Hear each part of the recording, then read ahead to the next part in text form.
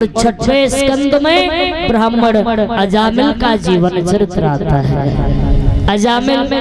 अजामिल जाति से ब्राह्मण है।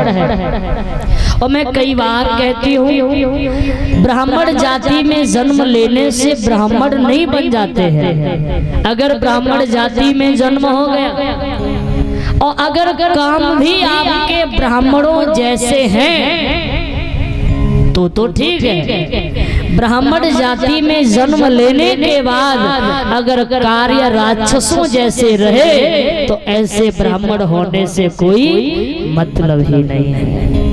ब्राह्मण कौन है, ब्राह्मण किसे कहते हैं? इसीलिए सीधा सीधा जवाब कबीरदास जी ने कहा है, पोथी पढ़ पढ़ जग मोहा, पंडित भयो न कोय, और 2.5 अक्षर प्रेम के जो पढ़े सो पंडित होए। ऐसा कबीरदास जी कहते हैं। जिसको ज्ञान है वही पंडित होता है, वही ब्राह्मण है। तो ब्राह्मण अजामिल जो है ये जाति से तो ब्राह्मण है, लेकिन कार्य राक्षसों जैसे भी करता है। तो इतना अत्याचार करता तो इसकी पत्नी ने अपने एक बेटे का नाम नारायण रख लिया।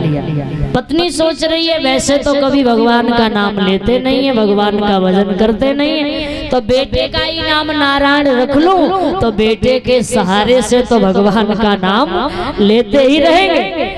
तो एक बेटे का नाम नारायण रख लिया। अब ध्यान रखना, नाम की कितनी महिमा होती है। अजामिल नारायण को प्रेम करता है, बेटा नारायण इधर आओ, बेटा नारायण ऐसी बात है, बेटा नारायण ये बात, बेटा नारायण वो बात। एक दिन में नारायण को न जाने कितने बार बुलाता था। बेटा उसका है, नाम तो भगवान का है। बेटा ही तो उसका है, नाम तो भगवान का है। और कलयुग में नाम का ही बहुत महत्व है। कलयुग केवल नाम धारा, सुमिर सुमिर नर उतरे पारा।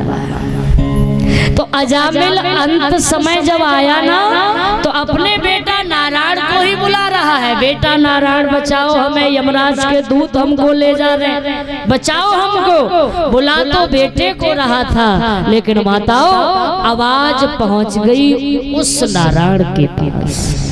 तो अजामिल को बैकुंठ मिल गया।